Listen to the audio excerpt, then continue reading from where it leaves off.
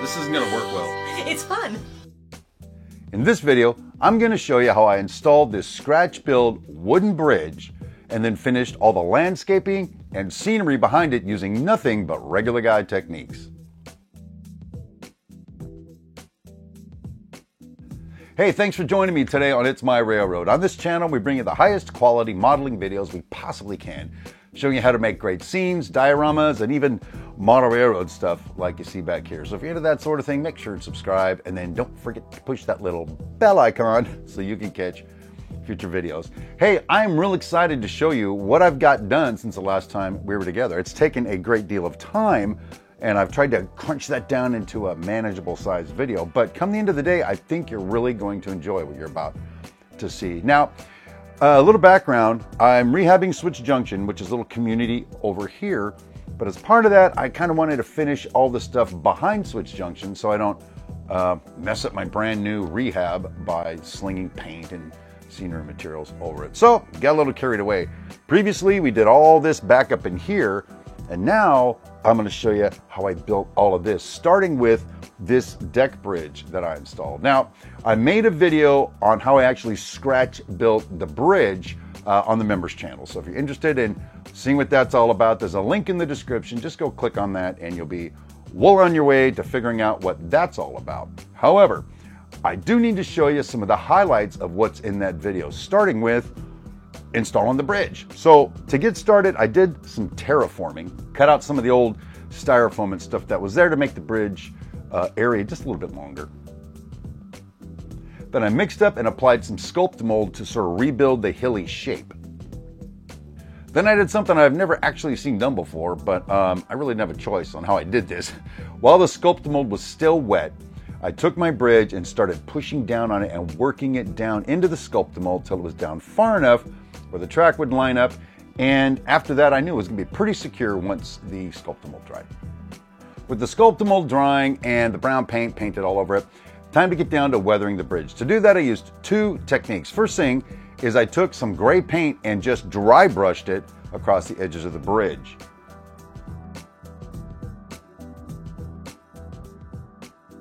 Primarily, I used an up and down sort of flicking motion, just gently trying to get some gray paint on just the edges of the timbers. Occasionally I ran it back and forth a little bit. And as you can see, just by brushing it on there, it goes from this kind of a nice brown stained bridge to something that looks a little more weathered by the sun and the elements. But then another technique I accidentally discovered, I don't know, a couple years ago, is I just took some dirt on a brush and just started brushing that dirt all over the bridge.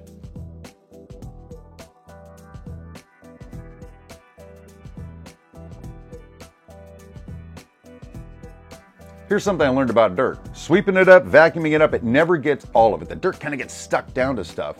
So even after applying all this dirt and putting a shop vac on there, it left residual dirt, and it kind of just makes it blend in with the terrain a little bit.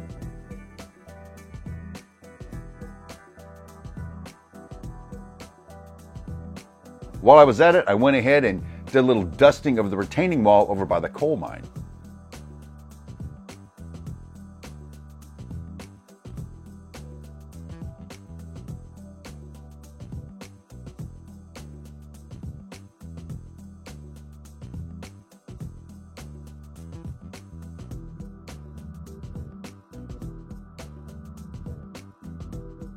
And as we get rolling, I think that looks pretty good so far, but we're a long way from being done. With that done and just panning along, you see I've got all these rock faces and fissures and stuff in here. And over time, just with the work we've done, it's kind of been dulled down. I really need to punch them up a little bit, I think. So I did something just basic. I took some black acrylic paint, then I heavily diluted it with water. And then I took a brush and I just started wiping it across everything. And what happens is that black paint makes everything a little darker, but it really gets down into all the nooks and crannies and starts bringing out some, well, whatever the opposite of highlights are, shadows, I guess.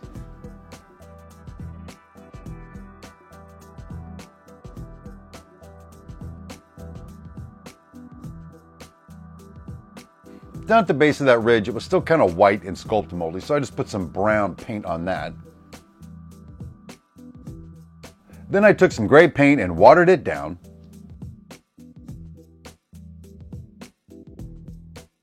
And I took a foam brush and started dabbing it on here and there where I thought maybe there might be some kind of rock or something like that. If the black is the shadow, the brown is the midtone, then the gray is the highlight. And with just that little bit of painting, it already is starting to look like it's taking shape. We're very happy with the results so far, but let's keep going. Next thing I wanted to do was figure out where all my pine trees were going to go. Now, if you watched the Fertile Valley build, you know that what I like to do is first stab at all the trees where they go, and then put some pins in those locations and then pull the trees out. So I basically did that here. The sculpted mold and stuff's pretty thin here, so all I had to do was take a drill bit and just sort of use my hand and drill down to pop a hole and then set the tree in.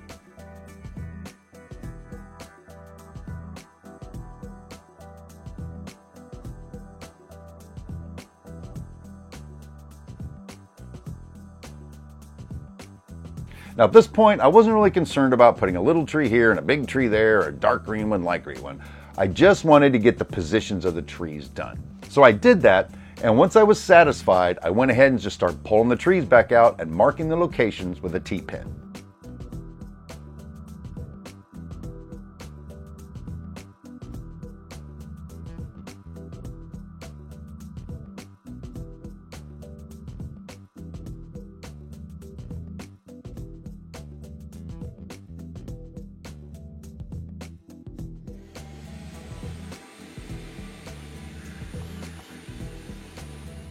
Now time to get down to laying the ground cover. To do that, I used a technique that many of you probably use, and that is take some full strength white glue, pour it up on the hillside,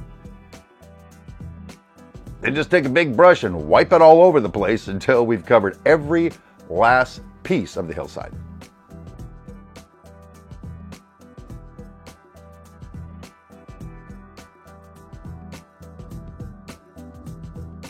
Now, many of you know that I'm a big fan of using real dirt on my railroad, so this was no exception. The base coat of my landscaping, the base coat of my scenery, is going to be just regular dirt. Now, if you're making a dirt road or you're making a dirt field or something, generally speaking, you'd want to sift it first so you don't have a bunch of rocks and junk in there. But in my case, I wasn't really concerned about that. Really wanted to just cover the hillside with dirt. So, picked up a handful of dirt and just started sprinkling it on there.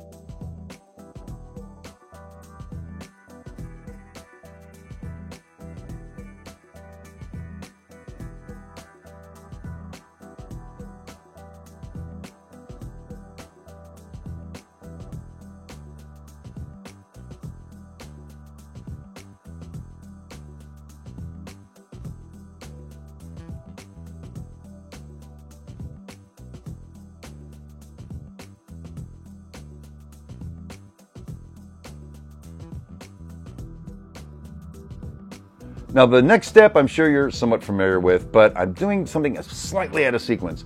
Once I had all that glue stuck down on there, I went through with some 70% isopropyl alcohol and got the whole thing wet. Now you can see as I'm doing it, it's kind of turning it into mud. Frankly, that's what it does when it's dirt, and it doesn't like to soak in all that great. So it takes some time to make sure it all gets in there. But the reason I'm doing that now is on the subsequent steps, I'm going to be sprinkling landscape material on a hillside. Without something there to hold it down until I can glue it down, it just sort of runs down the side of the hill. Once it was all saturated with the 70% isopropyl alcohol, I took some brown fine ballast and I just started sprinkling it here and there to sort of add some kind of a clumpiness to it, and its color is a little lighter than the mud underneath it. It's a technique that I just stumbled upon a little while ago, but I really like it. Basically, I just take fingerfuls of it and just start sprinkling it around, but I'm trying to keep it from falling directly on a tree location. Kind of leave the area right around the tree not so clumpy. This is because in nature you're going to find that right underneath the pine tree, let's say, it might have a bunch of pine needles, but most of the growth does not necessarily occur up against the tree because of the shade and other things that are natural, I guess. But anyway, that's my technique. That's what I decided to do, and I really like the way it looks. But the fine brown ballast down was looking pretty much the way I saw it in my head. Time to move on to the next step. And to do that, I used some Woodland Scenics Blended Turf Earth Blend Ground Foam, and just sort of sprinkled it around on there until I kind of had the general feeling I liked. Again, keeping it away from being right under the pine tree locations.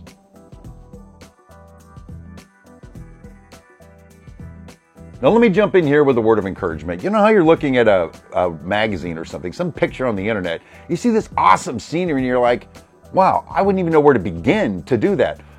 Here's the thing, if you just start on it and watch it take shape, you'll eventually get there. I suffer from the same thing. Sometimes I look at this massive hillside and I go, how am I ever going to make that look like anything decent? And I just start going on it. And for me, I'm really happy with the results. So as we continue to move forward with the scenery, you're going to see I add a little here, I add a little there, until it just takes the shape that I'm looking for. All right, back to landscaping. With that blended turf down, I took some very fine, sort of darkish, brightish green foam and just started sprinkling it on there. Not as heavy as I put on the blended turf. This is to add just some kind of a growth in there, some kind of greenery down in there. You're not going to see it so boldly when it's over, but if it wasn't there, you'd know it was missing.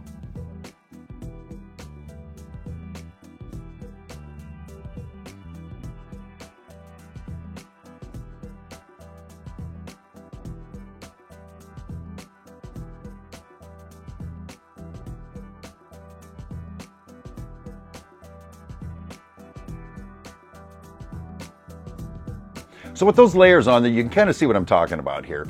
Right where the trees are, it's kind of barren. And in between them, like little channels of scenery material. So far, I'm really happy with this look. But there's something else we need to do where the trees go. I decided I wanted to take some static grass, some brown static grass, and just sprinkle it around where the tree locations are. This would be to simulate needles that have fallen from the pine trees and kind of built up around the bottom of the pine tree.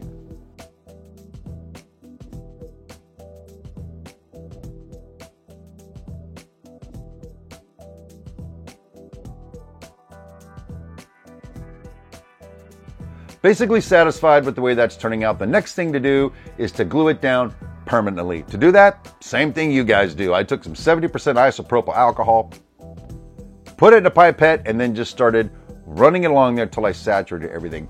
Something that's cool though, unlike when I put the dirt on and the alcohol didn't want to stick to all the dirt, it didn't want to soak into all of it, with all this ground cover, it soaks that alcohol right up. So the second application of the alcohol goes on much smoother than the first.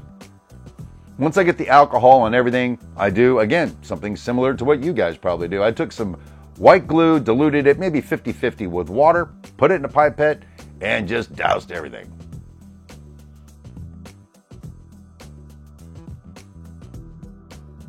I didn't wait for that glue to dry. I just moved on to the next step, which is putting the trees back in.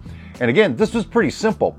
We already had the holes drilled. We have pins marking the location, and I don't have to worry about any plaster dust getting all over my newly landscaped hillside. Basically, I looked at the scene, looked at the trees I had, and decided what tree I thought might look good there, put some glue on the trunk, pulled the pin, and stuffed it in there. Now, because it's on a hillside, and the holes aren't exactly plumb, I had to sort of push them and line them up a little bit.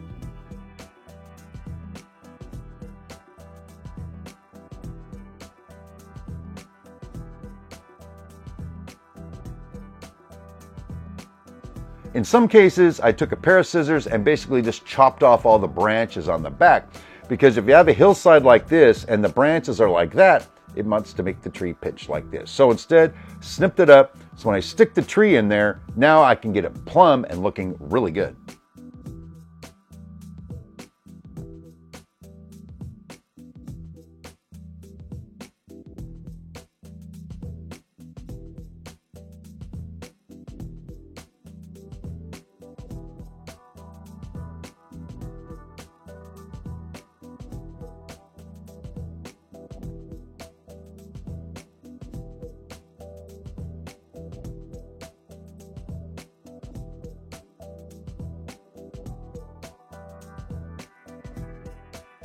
With all the trees planted to my liking, time to put in the ground cover. Now again, if you watch my previous video, you're going to see how I made this ground cover from some heater filter material. I'm pretty happy with it. It looks kind of like a thicket. Basically, I just have to tear a piece of it off and sort of tease it out to make it a little bit flatter, some random shape. Then I put some white glue on the back of it. And just find a place I think I'd like it and just glue it down.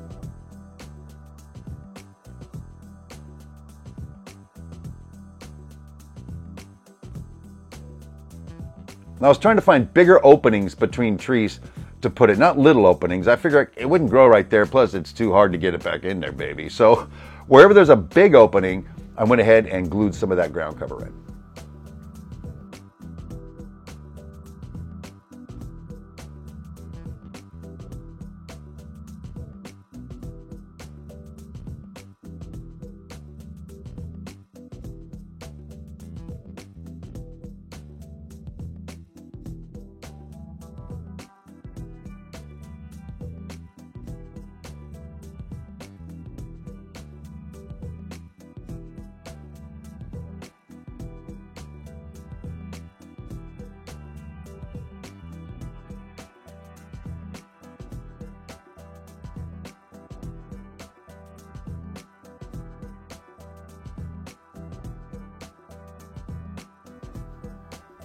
I really enjoyed gluing it down here by the bridge, which is ultimately what gave me the thought to do this. Again, I put some glue on the ground cover, then I laid it down in there, then I had to use a stick and sort of push it back up underneath the bridge.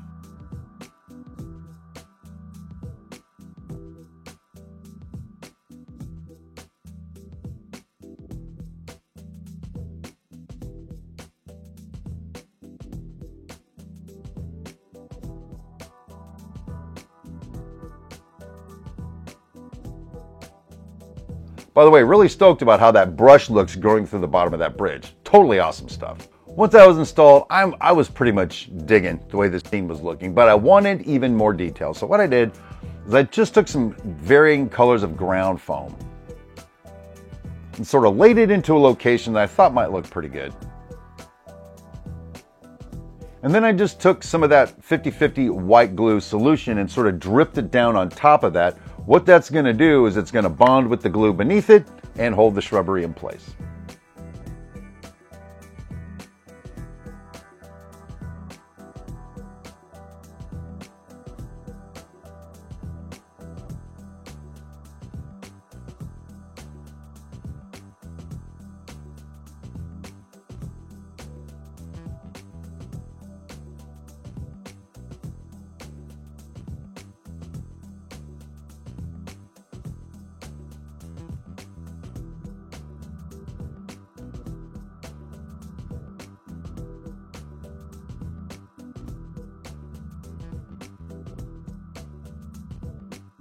One final step was to take my bucket of dirt and dump it through a sieve to produce all kinds of little rocks and pebbles.